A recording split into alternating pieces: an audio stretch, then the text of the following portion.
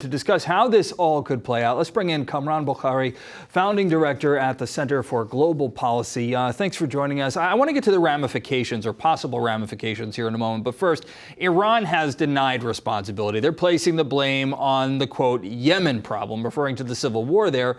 Do you really believe Iran's denial, though, considering we are talking about the Iran-backed Houthis being blamed for the attack using weapons reportedly from Iran?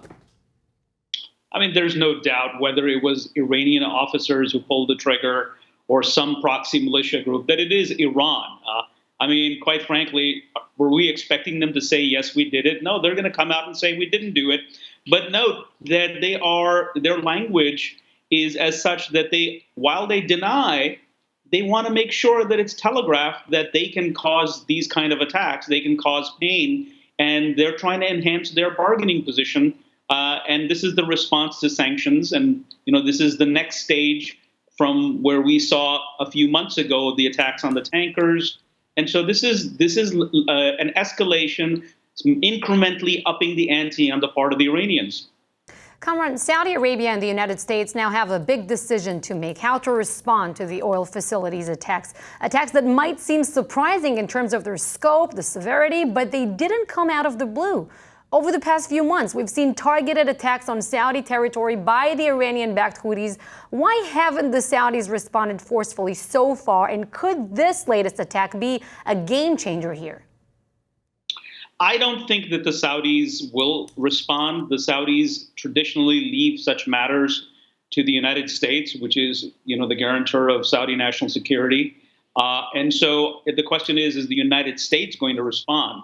As to, countering attacks from Houthis in recent weeks and months, the Saudis have done that. They've conducted airstrikes, but those haven't helped improve the situation for the Saudis. Now, coming to this, massive escalation where, nearly half of, the output that Saudi Arabia puts out in form of crude oil, it got disrupted. The United States just can't not respond. Not responding is not an option, for a number of reasons. Number one, you embolden Iran if you don't do anything. Number two, you undermine American credibility.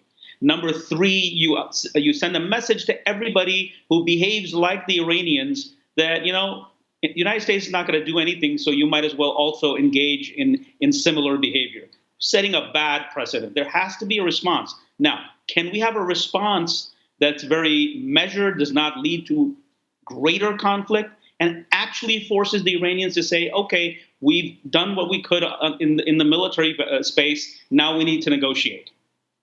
Very quickly, do you think it's any coincidence that this happened almost within a day or so of yet another tanker being seized near the Strait of Hormuz?